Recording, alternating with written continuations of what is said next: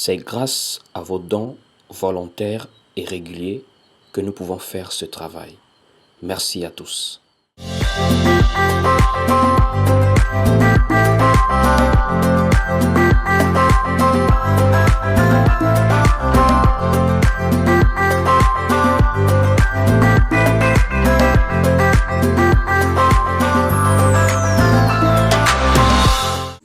Aujourd'hui, je voudrais parler par rapport à la mission de l'Église, la mission des disciples du Seigneur Jésus-Christ,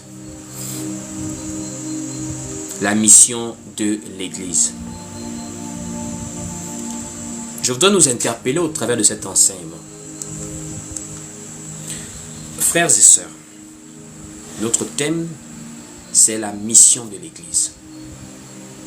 Frères et sœurs, vous le savez très bien déjà, en tout cas pour plusieurs d'entre vous, sinon pour la plupart, vous savez que l'Église, c'est un corps spirituel qui est représenté physiquement par des êtres humains qui vivent la parole du Seigneur Jésus-Christ, qui persévèrent selon la sainte doctrine. Donc, en un mot, l'Église, c'est un groupe de personnes qui vivent selon la parole. Ce groupe de personnes, c'est un peuple, c'est une famille, c'est un corps que Dieu a choisi.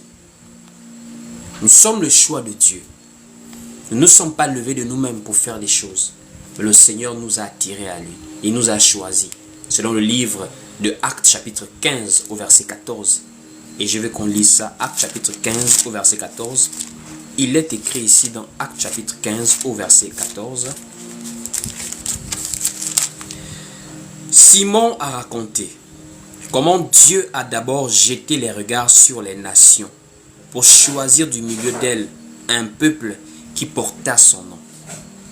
Il a jeté les regards sur les nations pour choisir.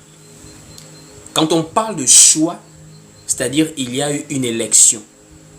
Ça veut dire parmi d'autres, Dieu nous a choisis. Du milieu d'autres, Dieu t'a choisi. Dieu m'a choisi. Dieu nous a choisis. C'est lui qui nous fait entrer dans la grâce. Ça veut dire c'est lui qui nous montre le chemin. Voici pourquoi il dit qu'il est le bon berger. Nous sommes ses brebis, nous le suivons selon le chemin qu'il trace devant nous. Étant Église, étant ce corps spirituel, représenté physiquement par des groupes ou encore un groupe de personnes, ou encore des groupes qui persévèrent dans les quatre coins du monde, nous devons savoir que ce n'est pas juste le fait de croire en Jésus-Christ, nous sommes assis comme ça et nous menons nos vies chacun pour sa part. Puisque l'Église sur la terre a une mission. Je t'interpelle, toi qui es maintenant tombé un peu dans l'égoïsme. Ça veut dire que tu vis ta vie de foi pour toi-même. La preuve, la façon dont tu partages, tu ne réalises pas que partager-la, c'est la vie que tu communiques à des gens. C'est une manière d'être un canal par lequel Dieu touche des personnes. Sinon, tu allais partager à 20 personnes, 30 personnes, toi-même seul. Tu allais tellement avoir cette conscience de la mission que tu allais partager. Parce que nous avons une mission en tant qu'Église, en tant que peuple de Dieu. Le Seigneur nous faisait déjà comprendre. Dans le livre de Matthieu, chapitre 24, verset 14, cette bonne nouvelle. La bonne nouvelle qu'il présente aux apôtres, il dit cette bonne nouvelle sera prêchée dans le monde entier pour servir de témoignage à toutes les nations. Il faisait déjà comprendre que la parole serait prêchée. Donc la propagation de l'évangile est quelque chose que le Seigneur avait déjà annoncé, même avant sa crucifixion et sa résurrection. Que cet évangile ne devait pas rester entre un groupe de personnes restreintes, mais ça devait aller plus loin que ça. Voici pourquoi dans Matthieu 24, 14, il dit « Cette bonne nouvelle sera prêchée dans le monde entier pour servir de témoignage à toutes les nations. » C'est alors que viendra la fin. Voici pourquoi il laisse cette parole. Il laisse plusieurs paroles, mais on va prendre deux paroles. Il prend d'abord la parole de le livre de Jean chapitre 17 au verset 20. Dans Jean 17 au verset 20, il va parler de quelque chose concernant la mission. Concernant l'évangile qui va se propager. Jésus était dans une mission. Et il nous a communiqué cette mission. Parce qu'il a fait sa part. Le salut, la rédemption. Maintenant, il part nous préparer des places et il va revenir. Et dans ça maintenant, il laisse l'église en train de continuer l'œuvre missionnaire. Allons-y lire par exemple Jean, chapitre 17, au verset 20. Je voudrais qu'on lise ensemble. Jean, chapitre 17, au verset 20. Il est écrit ici. Ce n'est pas pour eux seulement que je prie, mais encore pour ceux qui croiront en moi par leur parole. Ça veut dire que Jésus ne se limitait pas à ses disciples qu'il voyait. Mais Jésus voyait au loin ceux qui croiront au futur. Jésus parlait dans le futur. Il dit bien, ce n'est pas pour eux seulement que je prie, mais encore pour ceux qui croiront. Donc Jésus avait déjà prévu que d'autres personnes, en dehors des disciples qui étaient avec lui, d'autres personnes allaient croire. D'autres personnes allaient croire. Voici pourquoi l'apôtre Paul a posé de très bonnes questions dans le livre de Romains chapitre 10, à partir du verset 14. Ça montre à quel point la place des serviteurs et des servantes est importante dans l'œuvre. Parce que nous sommes tous des serviteurs et des servantes. Dans le livre de Actes chapitre 2, la parole dit, oui, sur mes serviteurs et sur mes servantes, en ces jours-là, je répandrai de mon esprit. Nous sommes des serviteurs et des servantes du Seigneur. Mais en tant que serviteurs et servantes du Seigneur, que sommes-nous censés faire en attendant que le Seigneur arrive? Et quand je parle ainsi, je ne parle pas de grandes caravanes, je ne parle pas de passer forcément à la télé, ou bien de tout le monde faire des lives, mais je dis, chacun à son échelle est appelé à participer à cet effort missionnaire de propager l'évangile. Jésus dit, pour ceux qui croiront en moi par leur parole. Voici pourquoi, comment les gens doivent-ils croire? C'est l'apôtre Paul qui va maintenant poser la question. Comment des gens vont-ils croire? Jésus a dit, il y a des gens qui vont croire en lui par la parole des apôtres. Comment ça va se passer? C'est là où maintenant le livre de Romains, chapitre 10, dès le verset 14, commence à nous donner un aperçu de comment les gens vont croire. Romains chapitre 10, au verset 14. Il est écrit ici dans Romains 10, au verset 14. Comment donc invoqueront-ils celui en qui ils n'ont pas cru? Ça commence par invoquer. Mais on invoque quelqu'un en qui on ne croit pas. Comment? Ça commence comment? Et maintenant, c'est maintenant la question qui va suivre, qui va être liée à ce que Jésus a dit. Des gens qui croiront. La suite dit, et comment croiront-ils en celui dont ils n'ont pas entendu parler? Le verbe parler, voici pourquoi Jésus disait, ils croiront en moi par leur parole. Donc pour que des gens croient, il faut que d'autres parlent. Pour que des oreilles écoutent, il faut que des bouches soient ouvertes. Et les bouches de qui précisément, on dit ici, et comment en entendront-ils parler s'il n'y a personne qui prêche? Donc, la place des prédicateurs est maintenant mise en compte. Il faut des prédicateurs pour que des gens entendent parler et pour qu'ils croient.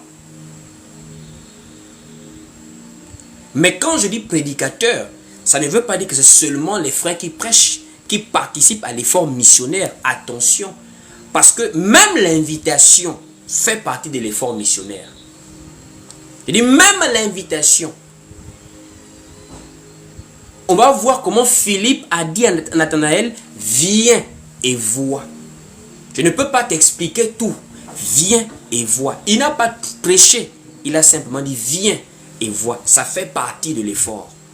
On va prendre Jean chapitre 1er pour voir cela. Jean au chapitre 1er. Parce que quand on parle de prédicateurs, des gens qui prêchent, une femme peut s'exclure de ça, que bon, ça c'est la responsabilité de ceux qui prêchent. Non. L'évangélisation se fait à plusieurs niveaux. Il y a ceux qui prêchent, il y a ceux qui invitent, il y a même le témoignage qui fait partie de l'évangélisation. Donc il y a déjà les prédicateurs qui sont là. Mais il y a ceux qui invitent aussi. Allons-y lire Jean chapitre 1er. Jean chapitre 1er, à partir du verset même 43. Prenons Jean chapitre 1er, à partir du verset 43. On va lire ici. Il est écrit ici dans Jean chapitre 1er, à partir du verset 43. Le lendemain, Jésus voulut se rendre en Galilée et il rencontra Philippe. Il lui dit, suis-moi. Philippe était de Bethsaïda, de la ville d'André et de Pierre. Philippe rencontra Nathanaël et lui dit, nous avons trouvé celui de qui Moïse a écrit dans la loi et dont les prophètes ont parlé, Jésus de Nazareth, fils de Joseph. Au verset 46, Nathanaël lui dit, peut-il venir de Nazareth quelque chose de bon? Philippe répondit, viens et vois. Philippe a fait sa part. Viens et vois. C'est comme toi, tu peux simplement inviter quelqu'un. Viens écouter. Tout le monde ne prêche pas. Mais tout le monde peut être dans l'effort de la mission. Allez, faites de toutes les nations des disciples. Les baptisons au nom du Père, du Fils et du Saint-Esprit et enseignez-leur à observer tout ce que je vous ai prescrit. Les frères, les hommes, les disciples sont d'abord en première ligne par la prédication et l'enseignement. Ce sont les frères qui prêchent, les prédicateurs, qui soient appelés dans le don ministériel de l'apôtre, du prophète, du pasteur, du docteur, de l'évangéliste. Mais les frères qui enseignent doivent enseigner pour que des gens croient, ils doivent parler, ils doivent prêcher. Mais ce ne sont pas les seuls qui sont dans l'effort missionnaire. Puisque Philippe n'a pas prêché, il a seulement dit viens et vois. Et Philippe n'était pas le seul. Corneille, quelqu'un qui n'avait même pas encore reçu l'évangile, avait déjà la disposition d'inviter ses frères, ses parents, ses amis intimes pour écouter la parole. C'est-à-dire, il rentre dans l'effort missionnaire même s'il n'est pas encore un disciple. Mais il a déjà la conscience de partager le salut à ceux qui sont proches de lui. Allons-y lire le livre de Actes chapitre 10. Vous allez voir. Actes chapitre 10. On va lire. Nous sommes ici dans le livre de Actes chapitre 10. On va voir où Corneille avait réuni ses parents. Donc, Actes chapitre 10, à partir du verset 23 à 24. Actes chapitre 10, du verset 23 au verset 24, il est écrit ici. Pierre donc les suivit. Pierre donc les fit entrer et les logea. Le lendemain, il se leva et partit avec eux. Quelques-uns des frères de Joppé l'accompagnèrent. Au verset 10, écoutez, ils allaient chez Corneille. Ils arrivèrent à Césarée le jour suivant. Corneille les attendait et avait invité. Corneille avait invité ses parents et ses amis intimes. Toi, tu regardes le live. Tu as des amis, des parents, des connaissances sur ton répertoire. Mais tu ne partages pas. Corneille, quand il a compris que la parole de Dieu arrive, il ne pouvait pas garder ça pour lui seul. Il a invité. Et même une femme a participé à l'effort. La femme samaritaine. Elle n'est pas allée prêcher, la femme samaritaine. Elle n'était pas allée prêcher. Elle est allée donner le témoignage. Ça veut dire, ma soeur, même ton témoignage, le but, c'est d'amener des âmes à Christ. Le but, c'est de propager la bonne nouvelle. Même par le témoignage. La femme samaritaine, lorsqu'elle a compris le message de Jésus, elle est allée en Samarie en courant. Elle a laissé la cruche d'eau qu'elle avait apportée. Elle est allée en courant pour aller donner le témoignage de ce qu'elle avait, ce qui s'était passé. Qu'elle a rencontré quelqu'un qui lui a dit tout ce qu'elle avait fait. C'était le témoignage de la grâce qui était en Jésus-Christ de connaître toutes choses, même les choses cachées. Nous sommes dans le livre de Jean, chapitre 4, à partir du verset 28. Jean, chapitre 4, à partir du verset 28. Il est écrit ici: alors la femme ayant laissé sa cruche s'en alla dans la ville et dit aux gens: venez voir un homme. Vous voyez un peu? Ça, c'est pas un argument pour que les femmes prêchent. Elle n'a pas envoyé les gens vers elle. Elle a envoyé les gens vers Jésus. Elle dit: venez voir un homme qui m'a dit tout ce que j'ai fait. Ne serait-ce point le Christ?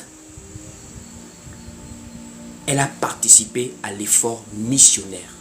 Propager l'évangile. Propager la bonne nouvelle. Voici pourquoi Jésus a dit: faites de toutes les nations des disciples. Et les frères et tous les membres de l'assemblée, du corps de Christ. Toute personne qui se dit enfant de Dieu doit partager le salut par l'évangile. Que ce soit si tu es un frère qui est appelé à prêcher, si tu es une femme, par le témoignage, par l'invitation, même par ton comportement, tu participes à l'effort missionnaire. Voici pourquoi l'apôtre Pierre avait compris les paroles de Jésus quand Jésus-Christ priait dans Jean 17 en disant: ceux qui croiront en moi par leurs paroles. L'apôtre Pierre avait maintenant répété ça différemment dans Actes chapitre 2. Il avait maintenant répété ça différemment. On va lire, on va prendre un passage. On va voir Actes, voilà. Nous voyons ici dans Actes chapitre 2 au verset 39 comment l'apôtre Pierre va maintenant dire ça différemment. En fait, l'apôtre Pierre, rempli de l'esprit, avait compris que l'évangile va aller au loin. Acte 2 au verset 39, écoutez ce que la parole dit. Car la promesse est pour vous. Il parle aux Juifs, il parle à ceux qui écoutent l'évangile à Jérusalem ce jour, le jour de la Pentecôte. Il dit: car la promesse est pour vous, pour vos enfants et pour tous ceux qui sont au loin, en aussi grand nombre que le Seigneur notre Dieu les appellera. Or, Dieu appelle par l'évangile, parce que l'évangile est le son de la trompette du rassemblement. Donc même l'apôtre Pierre avait compris que là, l'évangile doit aller au loin. Et donc les apôtres à Jérusalem étaient conscients que l'évangile qui avait commencé avec eux devait s'étendre.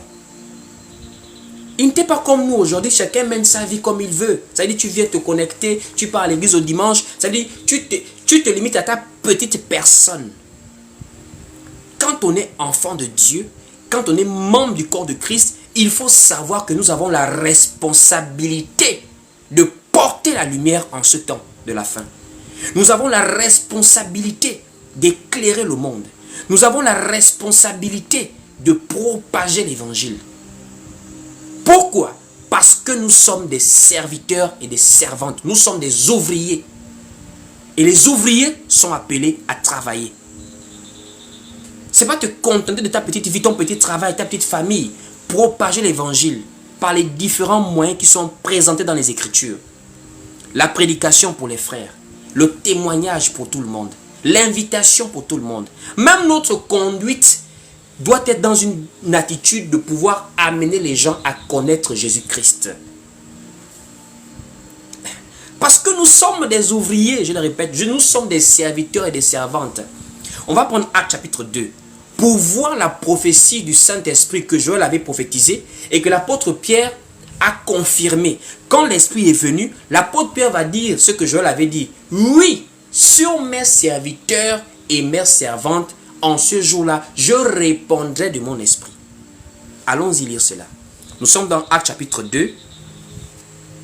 Actes chapitre 2, voilà. On va lire à partir du verset 18. Acte 2 au verset 18. Écoutez. Acte 2 au verset 18, il est écrit ici. Oui, sur mes serviteurs et sur mes servantes. Dans ces jours-là, je répandrai de mon esprit et ils prophétiseront. Dieu annonce qu'il va répandre son esprit sur les serviteurs et les servantes. Or, que font les serviteurs et les servantes? Au jour d'aujourd'hui, on ne sait pas. Chacun maintenant replié sur soi. Alors que quand nous sommes église pour apporter l'évangile. Nous sommes église parce que l'apôtre Paul a dit, nous faisons office d'ambassadeur. Et nous avons le ministère de la réconciliation pour annoncer aux hommes la réconciliation entre Dieu et les hommes par l'évangile de Jésus-Christ. Tu ne peux pas être un serviteur de Dieu inutile. C'est comme un arbre qui ne porte pas de fruits. Jésus avait maudit un figuier comme cela. Sur mes serviteurs et mes servantes. Or, dans la parabole des noces, nous sommes à l'intérieur. Tu viens d'écouter toi-même Joël chapitre 2 verset 18. Oui, sur mes serviteurs et mes servantes, en ces jours-là, je répandrai de mon esprit et ils prophétiseront. Serviteurs et servantes là, il y a une parabole pour nous. Si vous ne savez pas, il y a une parabole pour nous. Nous ne sommes pas des gens oisifs dans la foi. Un enfant de Dieu ne peut pas être oisif. Au-delà de ta famille, de ton travail, tu as une mission par rapport à ta nature spirituelle. Tu es un enfant de Dieu. Tu apportes la lumière aux autres. Allons-y voir la parabole des noces pour comprendre qu'en réalité, nous sommes en travail sur la terre. Nous sommes en travail sur la terre. Nous portons l'évangile. Allons-y lire la parabole des noces. On va voir à quel point Jésus, quand il voit l'évangile se propager, il voit l'église qui est en œuvre. Prenons le livre de Matthieu chapitre 22. On va lire. Matthieu chapitre 22 pour voir la parabole des noces. On va lire Matthieu chapitre 22 à partir du verset 2. Lisons Matthieu chapitre 22 à partir du verset 2. On va lire doucement en descendant. Le royaume des cieux est semblable à un roi qui fit des noces pour son fils. Il envoya ses serviteurs. Il envoya ses serviteurs. Or, quand on parle de serviteurs, on représente par les prophètes, les serviteurs de Dieu. Mais nous, dans la grâce, Jésus-Christ, Dieu a fait de nous un royaume de sacrificateurs. Voici pourquoi Joël a dit sur mes serviteurs et mes servantes. Ça veut dire les frères prêchent, mais les femmes aussi évangélisent. Parce qu'on n'évangélise pas forcément par la prédication. On peut évangéliser par l'invitation. On peut évangéliser même par la prière. Ça veut dire prier, porter les âmes à cœur pour dire Seigneur, touche les cœurs des autres. C'est ça l'effort missionnaire. Donc nous tous, on est représentés dans la parabole. Mais allons-y, lisons la parabole doucement. On dit ici au verset 3 de Matthieu chapitre 22. Il envoya ses serviteurs appeler ceux qui étaient invités aux noces.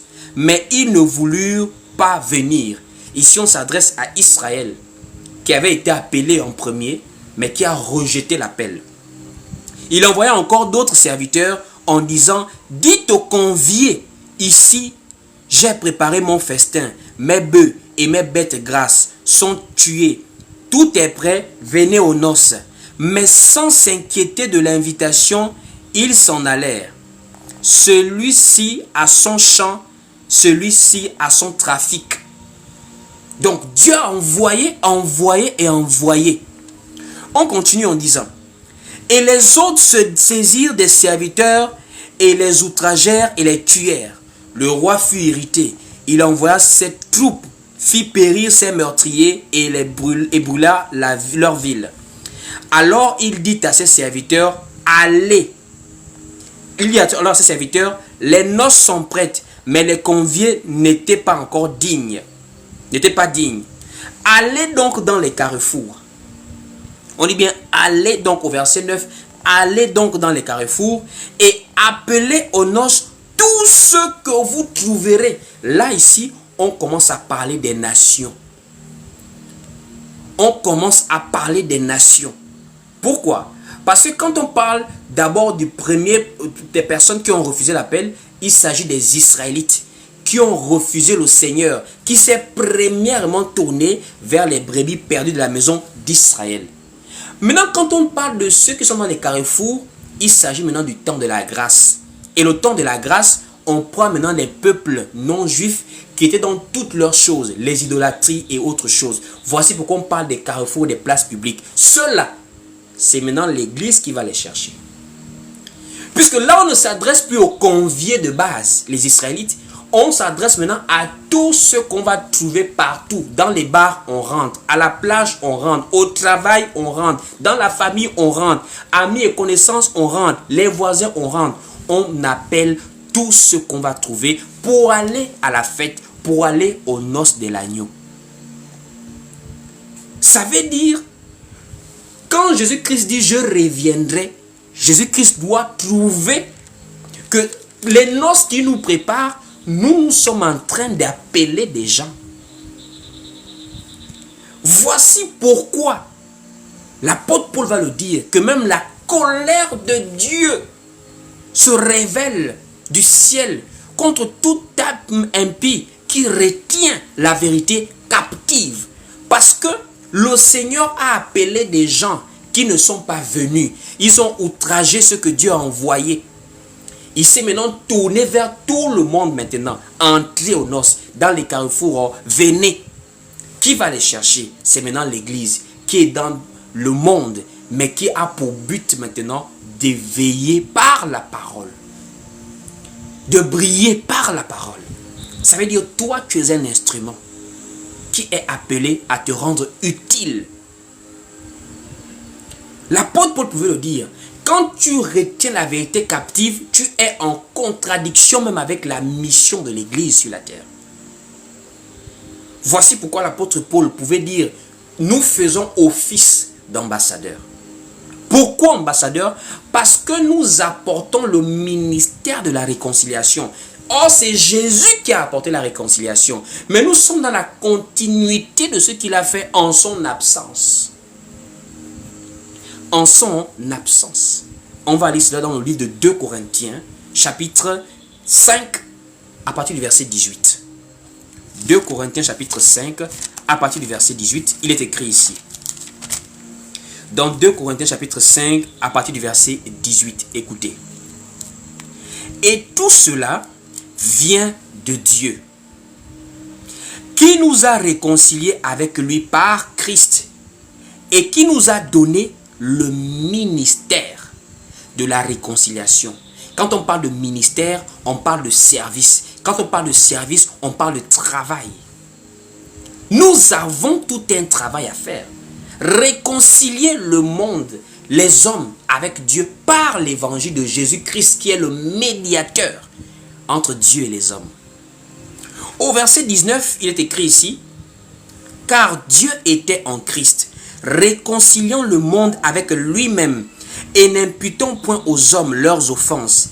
Et il a mis en nous, oh mon Dieu, Dieu a mis en nous, Dieu a mis en nous, voilà, et il a mis en nous, on va lire ici, la parole de la réconciliation. Ça veut dire, tu dois vivre là.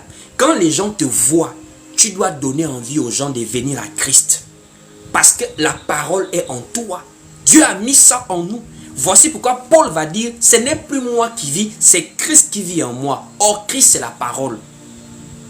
Ça veut dire, partout où nous sommes, nous devons être des gens qui évangélisent. Même dans le silence, notre vie évangélise.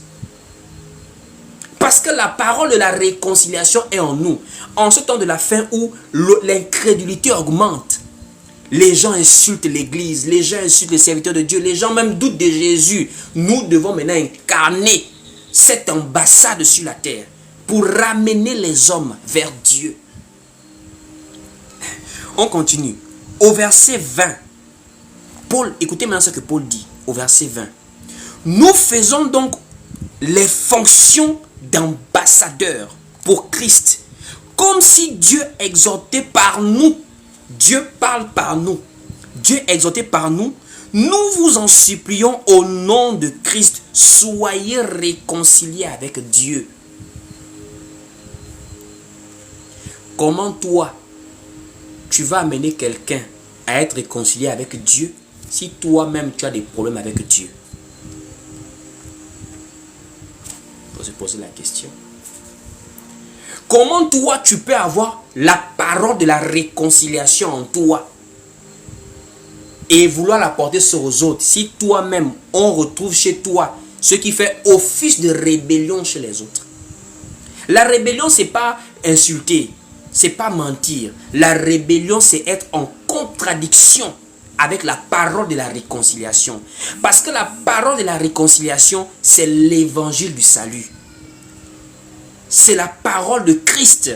Le livre de Romains chapitre 10 au verset 17. Et la foi vient de ce que l'on entend. Et ce que l'on entend vient de la parole de Christ. Or, sans la foi, on ne peut pas être agréable à Dieu. Si toi-même déjà tu es en porte-à-faux avec la parole, tu ne peux pas être un ouvrier, un serviteur, ni une servante. Voici pourquoi plusieurs n'évangélisent pas. Quand je dis plusieurs n'évangélisent pas, ça ne veut pas dire que plusieurs ne prêchent pas. Ça veut dire même leur propre vie n'est pas un témoignage qui amène les gens à voir Christ. Quand Paul dit ce n'est plus moi qui vis, c'est Christ qui vit en moi, Paul fait comprendre que c'est la vie que nous avons. Nous devons avoir, les gens doivent voir Christ au travers de nous. C'est en cela que le Seigneur pouvait dire, vous êtes la lumière du monde. Un monde dans les ténèbres, c'est vous qui devez incarner la lumière. Je suis étonné comment des chrétiens viennent justifier le fait qu'on lance le feu aux sorciers. Qu'on rend le retour à l'envoyeur. Ça montre que tu n'as pas la parole de la réconciliation. Inviter, évangéliser, c'est faire office d'ambassadeur. Le ministère de la réconciliation. Toi, tu viens présenter le ministère de la réconciliation alors que dans ton propre cœur, tu rends œil pour œil, dent pour dent. Tu es dans la loi de Moïse. Comment peux-tu apporter le ministère de la réconciliation si tu ne manifestes pas l'amour? Alors que la parole nous dit, car Dieu a tant aimé. Ce qui amène Dieu à vouloir réconcilier le monde avec lui-même, c'est l'amour de Dieu par rapport au monde. Toi, tu n'aimes pas ton prochain, mais tu veux soi-disant l'évangéliser. Tu as des problèmes toi-même avec la parole. Voici pourquoi vous voyez plusieurs personnes sont devenues des lampes éteintes. Les gens sont des vierges folles. Elles ont des lampes éteintes. Pas de parole, pas d'esprit. Les gens n'ont que la chair et le visuel. Mais il n'y a aucune relation avec Dieu. Voici pourquoi Jésus pouvait dire, il veut des gens qui l'adorent en esprit. Parce que quand tu adores en esprit, tu n'embellis pas d'abord l'extérieur. C'est d'abord l'intérieur qui est transformé. Quand on te voit, même avant d'ouvrir la bouche, ton intérieur communique quelque chose. Lorsque Marie et Élisabeth se sont vues, il y a une communication de l'esprit. Ça veut dire quand tu es rempli de l'esprit de Dieu, quand tu as la parole de la réconciliation, même dans la famille, même au travail, même au quartier, tu évangélises par ta conduite, par ce qui te dégage de toi. Parce que la parole est claire, c'est de l'abondance du cœur que la bouche parle. Quelqu'un qui insulte, quelqu'un qui est belliqueux, c'est le cœur qui s'exprime par la bouche. Voici pourquoi l'apôtre Paul, l'apôtre Jacques, l'apôtre Pierre, ils ont exhorté par rapport même au comportement. Ça fait partie de l'évangélisation, le comportement. Tu penses qu'on évangélise seulement en prêchant? Combien de gens prêchent, mais quand ils quittent la chair, son comportement est catastrophique.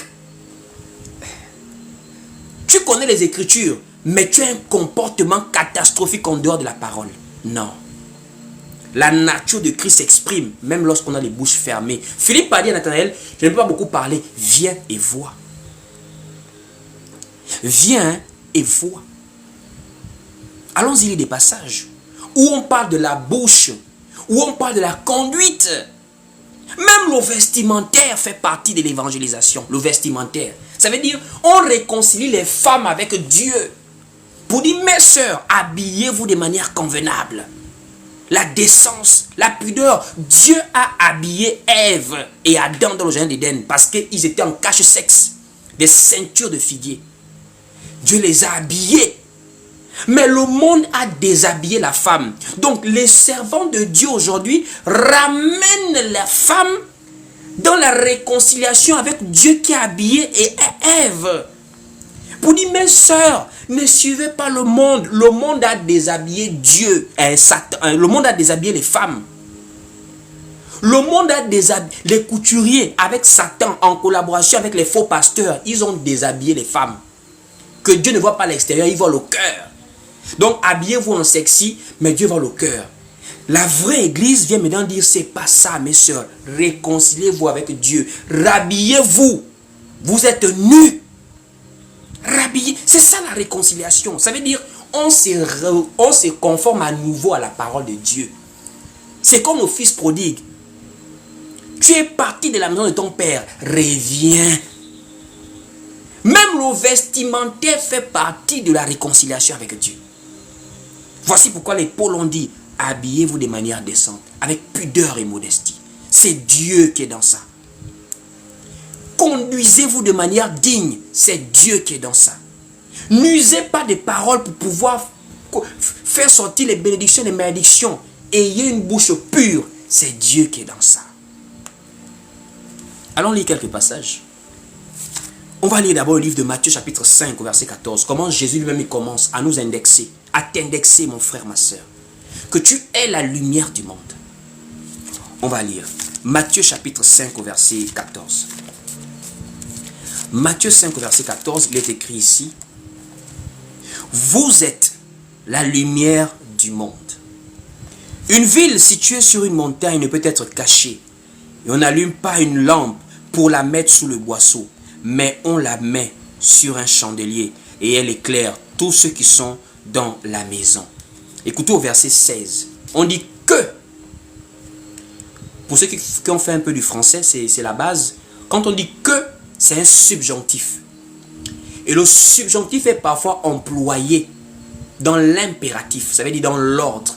L'ordre ou le conseil. Qu'ils viennent. Donc ici, nous sommes dans une recommandation. Que votre lumière, on dit ici que votre lumière luise ainsi devant les hommes. Regarde-toi. Est-ce que ta lumière luit? Quand on parle de ta lumière, ça veut dire c'est la parole en toi. Est-ce qu'elle porte du fruit? C'est pas que tu vas briller, que tu seras clair. Non, non, non, non, non. De peau. Est-ce que la parole en toi te fait porter du fruit, mon frère, ma soeur? La connaissance de la parole doit pouvoir produire en nous des conséquences. C'est maintenant par rapport à cela que les apôtres vont maintenant venir donner les détails. Regardez un peu ce que l'apôtre Jacques nous dit par rapport seulement à l'usage de la parole, l'usage de la bouche. Quand on est enfant de Dieu, je vous assure, c'est une vie. C'est une vie. C'est ce qui casse la fausseté des bâtiments. Parce que nous sommes sortis du bâtiment parce qu'on a compris que l'église c'est une vie. La foi est une vie, ce n'est pas une religion. On n'est pas enfant de Dieu parce qu'on porte des belles chemises boutonnées avec des cravates, on va les dimanches. On est enfant de Dieu parce que nous vivons la parole de Christ. Elle prend vie en nous. Elle prend vie en nous. C'est maintenant cela maintenant que les apôtres vont dans les détails. Les paroles, le vêtement, la conduite, le monde. Il ne faut pas aimer le monde quand on est enfant de Dieu. Parce que le monde est dans les ténèbres. Et nous devons éclairer ceux que Dieu appelle à sortir de ce monde. Comment vas-tu éclairer quelqu'un si tu es dans les mêmes travers que la personne? Tu es dans les mêmes défauts que la personne. Tu souffres des mêmes choses que la personne, spirituellement. Allons-y lire le livre de Jacques chapitre 3. Pour voir comment l'ancien, l'apôtre Jacques, exhorte les frères et sœurs par rapport à l'usage de la bouche, de la parole. Jacques chapitre 3.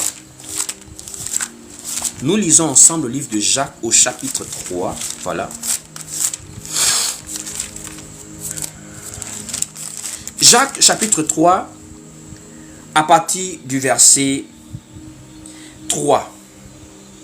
Donc Jacques chapitre 3 à partir du verset 3. Lisons en descendant. Jacques chapitre 3 dès le verset 3. Si nous mettons le mort dans la bouche des chevaux pour qu'ils nous obéissent, nous dirigeons aussi leur corps tout entier. Donc ici, l'apôtre Jacques est déjà en train d'imager avec l'animal qu'on appelle le cheval.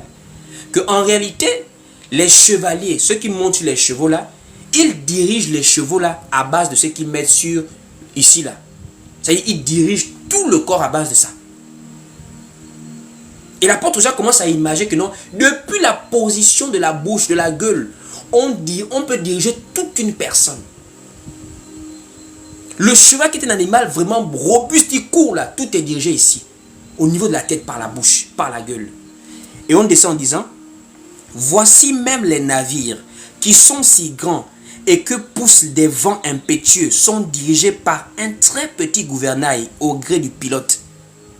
De même, la langue est un petit membre et elle se vante de grandes choses. Voici comment un petit feu peut embraser une grande forêt. La langue aussi est un feu, c'est le monde de l'iniquité. La langue est placée parmi nos membres, souillant tout le corps et enflammant le cours de la vie, étant elle-même enflammée par la géhenne. Toute espèce de bêtes et d'oiseaux, de reptiles et d'animaux marins sont domptés et ont été domptés par la nature humaine. Mais la langue, aucun homme ne peut la dompter. C'est un mal qu'on ne peut réprimer. Elle est pleine d'un venin mortel. Et regardez comment l'apôtre Jacques est en train de définir la langue que nous on néglige. L'usage de la parole qu'on néglige, qu'on parle comme on veut, on parle sans frein là. L'apôtre Jacques est en train de dire, elle est pleine d'un venin mortel. C'est avec la langue qu'on est tombé dans le péché. Ève. C'est avec la langue que Satan a mis Ève balayage dans le jardin d'Éden. Dieu a dit, vous n'en mangerez pas et vous n'y toucherez pas. Elle est partie ajouter dans la conjugaison prophétique. Est-ce que Dieu a parlé du verbe toucher? Dieu a parlé du verbe manger. C'était un verbe prophétique. La vie et la mort sont par le verbe manger. L'usage de la langue. Elle n'a pas su garder, avoir un droit de réserve que non, je ne maîtrise pas. Va parler avec Adam. C'est pareil que tout un chacun d'entre nous. La langue là détruit des relations, détruit des foyers, détruit des familles, La langue détruit les relations humaines. C'est à cause de cette langue-là qu'il y a des gens qui ont même fait des suicides, les paroles que tu dis à quelqu'un. Voici pourquoi l'apôtre Jacques va continuer au verset 9. L'apôtre Jacques dit ici, par elle nous bénissons le Seigneur, notre Père, et par elle nous maudissons les hommes faits à l'image de Dieu. Un serviteur de Dieu, une servante de Dieu. Avec la même langue, tu chantes les louanges. Avec la même langue, tu critiques, tu insultes les gens. La même langue, la même bouche. Le verset 10, la parole dit, de la même bouche sortent la bénédiction et la malédiction. Il ne faut pas, mes frères, qu'il en soit ainsi. La source fait-elle jaillir par la même ouverture l'eau douce et l'eau amère? Un figuier, mes frères, peut-il produire des olives et une vigne des figues? De l'eau salée ne peut non plus produire de l'eau douce. Seulement l'usage de la parole montre parfois l'état du cœur de quelqu'un. Voici pourquoi le Seigneur pouvait dire, c'est de l'abondance du cœur que la bouche parle. Or le cœur est le berceau des pensées de la vie, des pensées de l'homme. C'est dans le cœur que nous croyons. C'est du cœur que nous croyons et c'est la bouche que nous confessons. Donc comment le cœur peut être propre si la bouche est sale? Une bouche sale est la conséquence d'un cœur sale.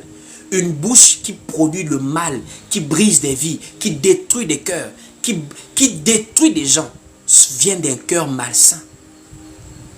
Tu ne peux pas servir Dieu, seulement attendre les roshaka, rokasha, tu veux les dons spirituels, mais même ta propre bouche, tu n'arrives pas à maîtriser ça, enfant de Dieu, servante de Dieu, serviteur de Dieu. Évangéliser, c'est par plusieurs moyens, même nos paroles. La manière dont nous répondons aux gens, nous parlons aux gens, nous conseillons les gens, nous faisons des remarques, même façon dont je prêche là. L'usage de la parole, la langue. Tu peux communiquer la vie, tu peux communiquer la mort.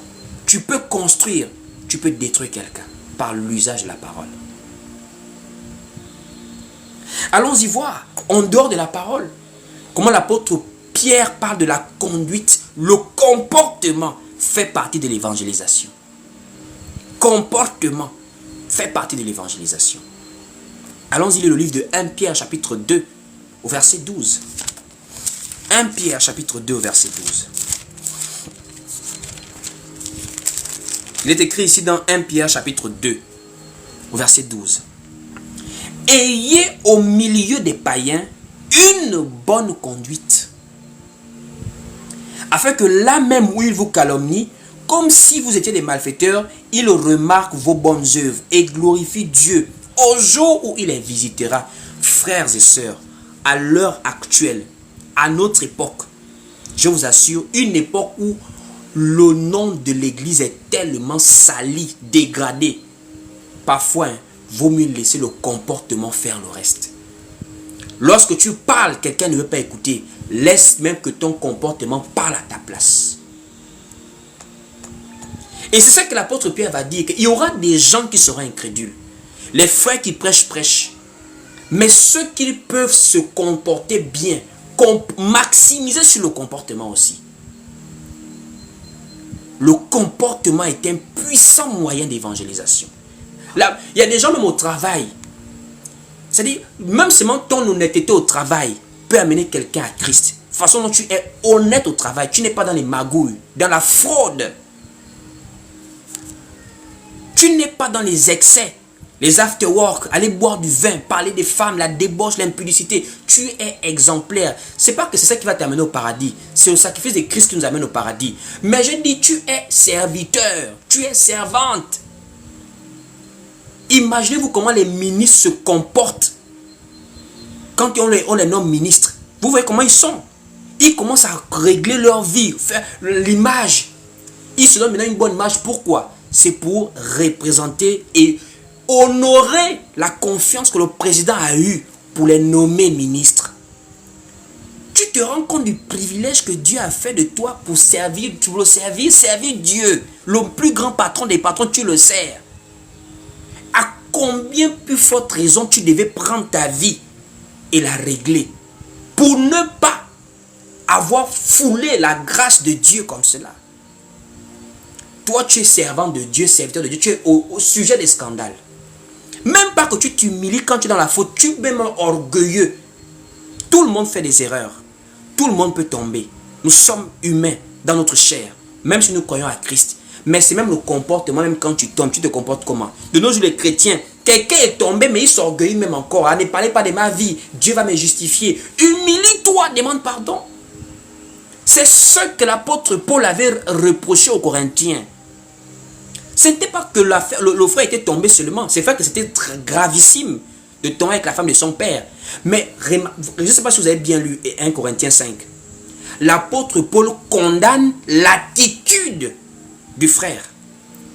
C'est ce qui dépasse l'apôtre Paul qu'un matin. Regarde-moi quelqu'un comme ça là. Non seulement tu agis mal, mais tu es orgueilleux encore dans la faute. C'est là où Paul dit non, livre-le à Satan, ce frère-là. Livre-le à Satan. Afin que la chair soit détruite, que l'esprit soit sauvé.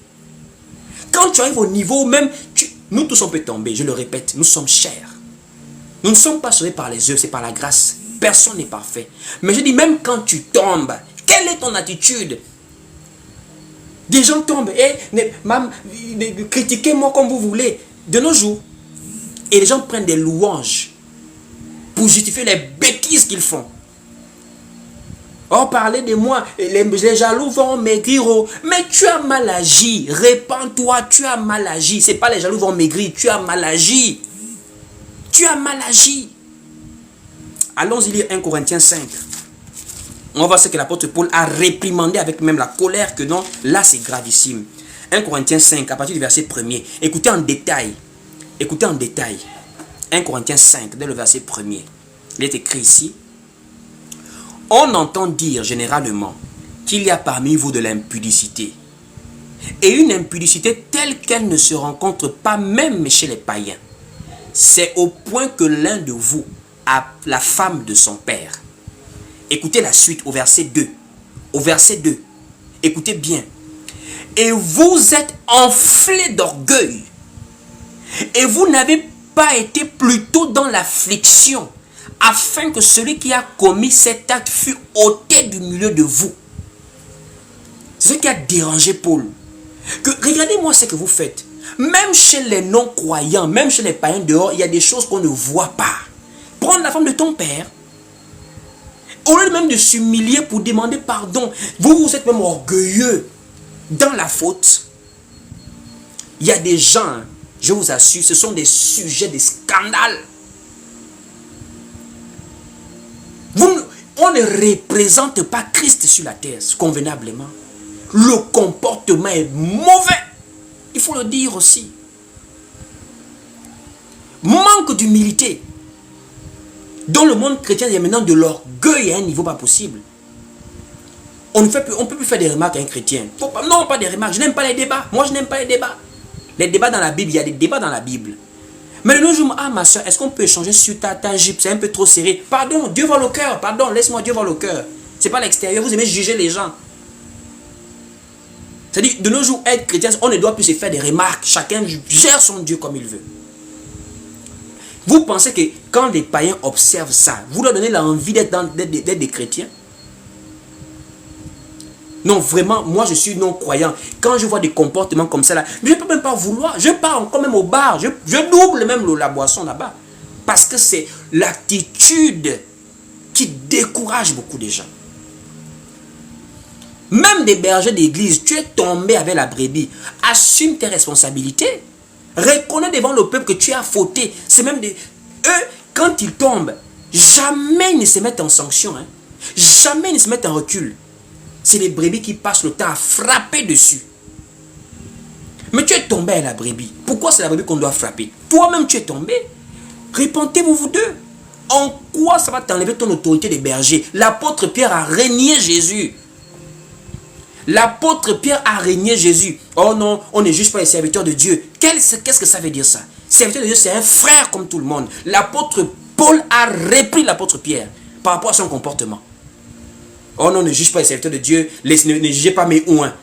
Donc, il est libre de faire ce qu'il veut, on ne lui parle pas. Mais lui-même est le numéro 1 pour frapper les gens quand les gens sont dans la faute. Le comportement est mauvais. Et ça fait que nous ne sommes pas des bons ambassadeurs de Christ sur la terre. Il faut rectifier cela. Nous sommes en mission. Tout ce que nous faisons, nos actes, nos comportements, nos réactions, les gens observent. Ça peut durcir les uns comme ça peut attirer les autres vers Christ. Le comportement. On a du comportement. On a par exemple le vestimentaire comme je parlais. Vestimentaire, mes soeurs. Mais quand même. Même les frères sont déjà devenus dedans là. Les frères qui mettent les locks, les boucles d'oreilles. Même les hommes mettent déjà des vernis. Hommes mettent vernis. Femmes s'habillent en sexy. Pas possible. Alors que même dans le monde, le vestimentaire exprime un message. C'est un langage. L'habillement est un langage. Pourquoi quand on est en malheur, il y a des couleurs de vêtements qu'on porte? Le veuvage par exemple. Pourquoi on se met en noir en général? Mais parce que la couleur exprime, même dans le vestimentaire, la couleur exprime. Allez-y demander à des grands stylistes. La couleur même est un message. Le vestimentaire est un message. Quand il fait chaud en Europe, on porte léger par exemple. On a des chemises légères. Quand c'est l'hiver, on met maintenant des vestes, des manteaux, des écharpes. Quand toi tu te mets en sexy, quel est le message que tu véhicules là? Dieu est cool, Dieu est flex. On a un Dieu flex. On a un Dieu relax. Arrêtez de juger les gens. Vous aimez condamner les gens. Hein? On a un Dieu relax. C'est le Dieu relax qui a fait qu'il y a des femmes pasteurs qui disent non, l'homosexualité est normale, c'est pas un péché. Dieu relax. Nous devons être des ambassadeurs. Nous évangélisons par nos vies, par nos comportements. Et être un ambassadeur, c'est de dire la vérité. Être un ambassadeur, hein, c'est de dire la vérité aux gens. Même si on te déteste pour cela, dis la vérité aux gens. C'est ce que l'apôtre Paul va dire dans Romains. Que attention, Dieu se fâche, la colère de Dieu se révèle du ciel contre ceux qui retiennent La vérité captive. Oh, la vérité, c'est le Seigneur. La vérité, c'est sa parole. Allons-y bien relire ce verset. Romains chapitre 1er au verset 18. Romains 1 au verset 18. Allons-y lire ça. Il est écrit ici dans Romains chapitre 1er au verset 18. Écoutez vous-même dans Romains 1 au verset 18. Il est écrit ici: la colère de Dieu se révèle du ciel contre toute impiété et toute injustice des hommes qui retiennent injustement la vérité captive. Ça veut dire Dieu te fait connaître la vérité, mais tu restes muet. La vérité nous est révélée par le Saint-Esprit qui avait été promis par le Seigneur, qui nous enseignera dans toute la vérité. Mais toi, tu as des parents catholiques, pourquoi tu ne leur dis pas, même respectueusement, que le catholicisme romain, ce n'est pas l'Église? C'est un mouvement des Romains. Avant que les républiques n'arrivent en Europe, avant que tout change là, c'est les Romains, l'Empire romain, les Constantins, c'est leur mouvement, ce n'est pas l'Église de Dieu. Même si le parent n'accepte pas, mais tu auras dit aux parents. Il y a des gens qui cachent leur position. Quand ils sont devant les gens, oh non, la femme, il faut que tout le monde sache que toi, tu ne peux pas t'asseoir pour écouter une femme prêcher. Il y a des gens là qui me suivent là. Mais, oh non, ma soeur, allons, je suis une femme qui prêche, mais allons d'abord écouter. C'est une position quand tu es dans la vérité. Même si elle parle des bonnes choses, je ne peux pas m'asseoir pour écouter une femme prêcher. Je ne peux pas. C'est-à-dire, elle m'amène à désobéir à la parole de Dieu. C'est ça aussi évangéliser. Parce qu'on n'évangélise pas ceux qui sont au bar. On évangélise les religieux. Ceux qui croient dans la vérité, mais alors que ce sont des tombeaux blanchis, des gens qui sont dans l'apparence, mais régnant ce qui fait la force de la piété. La force de la piété, c'est la parole. Quelqu'un peut prier tous les jours. Si il écoute une femme prêcher, c'est la désobéissance. Il faut le ramener vers Dieu. C'est là où intervient le ministère de la réconciliation. Tu vas vers le frère pour dire, frère, la femme ne prêche pas. La femme ne prêche pas. Tu vois des gens qui payent la dîme, tu dois leur faire comprendre que la dîme, on ne prélève plus ça dans l'église. Ce n'est pas une œuvre de l'église, c'était pour les Israélites. Nous, ce sont les libéralités volontaires, selon nos moyens. On n'impose rien à personne dans l'église. Il faut dire la vérité aux gens. Le Noël arrive dans quelques mois là. Il y a des gens chrétiens, tu as dit, ce sont les enfants qui te poussent à fêter le Noël. Regarde le niveau de gravité où tu arrives. Tes propres enfants. Tes propres enfants. Le livre de Proverbes te dit, c'est toi qui dois leur conduire dans la vérité. Tu dois les conduire. Même s'il faut que tu mettes la verge à côté de l'enfant pour qu'il grandisse droitement, tu dois le faire. Mais tu vois les parents, non les enfants, hein, tu retiens la vérité captive. Tu n'es pas une bonne ambassadrice du Seigneur. Tu n'es pas un bon ambassadeur. Tu ne sers pas Dieu. La Saint-Sylvestre, les anniversaires, la Saint-Valentin, Saint-Valentin. Oh non, faut pas trop abuser. Donc toi, tu attends qu'un seul jour dans toute une année pour aimer ta femme ou ton mari. C'est d'abord les célébrations qui révèlent l'état du cœur des hommes. Une année fête des mères. Moi, je vois ça fête des mères, fête des mères. Moi, ma fête des mères, c'est tous les jours. Tant que ma mère est vivante. Je n'attends pas vos fêtes de ma fête des mères là. Donc, une année pour afficher ta mère. Une année. Fête des mères. Fête des mères. Toi-même, quand tu entends fête des mères, ça veut dire tu quittes de janvier jusqu'à avril. Tu ne connais pas que maman bonjour, maman mange, maman comment tu vas. Tu attends fête des mères. Et tu vois les chrétiens sont dans ça en plein de bêtises comme ça là. Fête des mères, honorer, c'est pas oh ma fête des mères, c'est des bêtises. La parole nous dit, honore ton père et ta mère. Honorer son père, c'est pas aller mettre sa photo sur WhatsApp. Honorer sa mère, c'est pas dire fête des mères. Honorer sa mère, c'est quand tu es l'incarnation de son éducation, de ses valeurs. Quand tu l'honores, honorer une mère, quand tu es une femme, c'est d'aller en mariage. C'est pas de faire des enfants sous son toit. Toi, tu es chez le copain qui ne respecte même pas ta propre mère. Mais tu dis, fête des mères. Tu es irrespectueuse.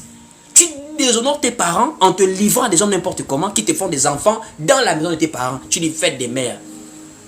Fête des mères veut dire, si tu veux faire fête des mères, là, honore tes parents. Honore tes parents. Respecte-les. Suis l'éducation qu'il te donne. C'est pas que tu ne respectes pas ton père, tu ne respectes pas ta mère, mais tu attends faire des mères pour dire faire des mères. Quand tu es enfant de Dieu, tu ne suis pas ces bêtises-là. La meilleure chose qu'on peut faire pour nos parents, c'est de les honorer. C'est de les accompagner dans la vieillesse. C'est de s'occuper d'eux. C'est pas attendre de bas, oh faites des mères, faites des mères. Non, non, non, non. La Saint-Sylvestre, la bonne année, le Noël. On retient la vérité captive. On ne veut pas dire pour ne pas être ringard, pour ne pas être démodé. On se conforme au siècle présent. On aime nos parents tous les jours. On aime sa femme tous les jours. On n'attend pas le 14 février pour faire Saint-Valentin. On aime sa femme tous les jours. On aime ses enfants tous les jours. On n'attend pas le Noël pour faire les cadeaux aux enfants. Pourquoi tu n'achètes pas un cadeau maintenant pour faire ça à ton enfant? On en met. Pourquoi tu ne le fais pas? Donc en un mot, de manière implicite, tu te conformes au Noël. Tu te conformes au Noël. Tu attends là en ce moment, tu ne penses même pas un cadeau à ton enfant. Ton enfant a bien travaillé à l'école. Il passe en classe supérieure. Ton enfant est respectueux à la maison. Tu n'as même pas la conscience que non, il y a des enfants qui sont impolis. Moi, mon enfant me respecte. Lui faire un cadeau un jour. Tu vas attendre tranquillement le 24 décembre pour venir jouer aux hypocrites. Oh non, bon, c'est pas un péché quand même. Hein. Mon frère, tu te conformes au siècle présent. Tu n'es pas un bon serviteur de Dieu. Tu n'es pas une bonne servante de Dieu. Servir Dieu, c'est être à contre-courant du système de pensée de son époque. Voici pourquoi Romains chapitre 12 dit « Ne vous conformez pas au siècle présent. » Ne vous conformez pas au siècle présent. Nous sommes des ambassadeurs. Nous sommes des serviteurs et des servantes. Nous sommes l'église de Dieu et nous avons pour mission de propager l'évangile. Que vraiment par cet enseignement ce soir, quelque chose se réveille en toi. Quelque chose se réveille en toi. Que tu aies une sainte révolte, mon frère, ma soeur. Une sainte révolte. Que Dieu vous bénisse. Nous sommes arrivés au terme de ce moment d'échange. Voilà. Pour ceux qui sont arrivés en cours d'enseignement. Nous allons reposter la vidéo sur notre chaîne YouTube, Willy Bendon. Le lien est sur ma bio. Et pour ceux qui nous suivent régulièrement, nous sommes là-bas. C'est là-bas où on poste des enseignements intégrales. Ici sur TikTok, c'est juste pour découper des extraits. Nous sommes également sur la page Facebook. Je remarque que beaucoup d'entre vous ne vous abonnez pas sur la page Facebook. De la même manière que je suis ici, je poste également sur Facebook. La page, c'est Willy Bendon, c'est le même nom. Je suis également sur Instagram et sur YouTube. On ne sait pas avec Internet là comment les comptes peuvent basculer, peuvent sauter même un matin. Donc, comme vous êtes là, abonnez-vous également aux autres comptes, ce qui permet que vous puissiez me suivre de partout. Si on a un souci un jour ici, on peut être là-bas aussi. Donc, abonnez-vous massivement là-bas. Nous sommes également en ligne sur WhatsApp. Nous avons un groupe d'église, un groupe d'assemblée. Pour toutes les personnes qui veulent vraiment être avec nous en assemblée, persévérer. Malgré la distance de nos jours, c'est possible hein, de persévérer en groupe, en église, en assemblée. Vous m'écrivez en inbox et on vous intègre dans le groupe. Vous évoluez avec nous et que le Seigneur voilà, nous conduise. Pour ceux qui sont à Libreville, nous avons démarré les enseignements en présentiel. Donc, nous avons maintenant une possibilité de vous recevoir. Si vous êtes à Libreville, vous avez un parent à Libreville, donnez-lui notre contact, il vient et on va parler en face, on va lui prêcher la parole, l'exhorter en face. Donc, vraiment que Dieu vous bénisse. Toutes les personnes qui veulent nous soutenir d'une manière ou d'une autre, le travail que nous faisons demande énormément de moyens. Nous ne imposons rien à personne, c'est volontaire. Si vous aimez la parole, si vous appréciez ce que l'on fait, sachez-le que nous travaillons ici grâce à la générosité et à la libéralité de plusieurs personnes. Si vous ajoutez, ce sera encore un plus qui nous permettra de davantage travailler. Donc que Dieu vous bénisse. Nous allons prier juste avant de nous séparer.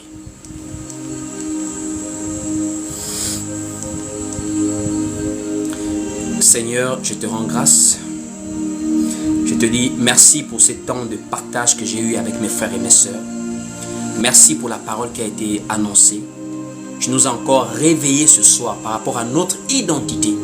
Nous sommes des enfants de Dieu, des serviteurs et des servantes, des ouvriers, des ambassadeurs. Et nous devons faire de notre mieux par la grâce de Dieu, d'être la lumière du monde. Aide-nous Seigneur, car de nous-mêmes ce n'est pas facile. Mais par ta grâce c'est possible. Regarde chacun dans ses faiblesses et fais en sorte que là où nous sommes faibles, nous puissions devenir forts pour davantage faire glorifier ton saint nom au milieu de nous sommes, partout, chacun pour sa part. Que ton nom soit glorifié. Bénis chacun d'entre nous. Garde-nous, protège-nous et selon ta volonté, qu'on puisse se retrouver ici pour un autre temps d'enseignement. Que ton nom soit glorifié. C'est ainsi au nom du Seigneur Jésus-Christ que nous avons prié. Nous disons tous Amen. Pour plus d'édification, suivez-nous sur Facebook, YouTube, TikTok et Instagram. Que Dieu vous bénisse.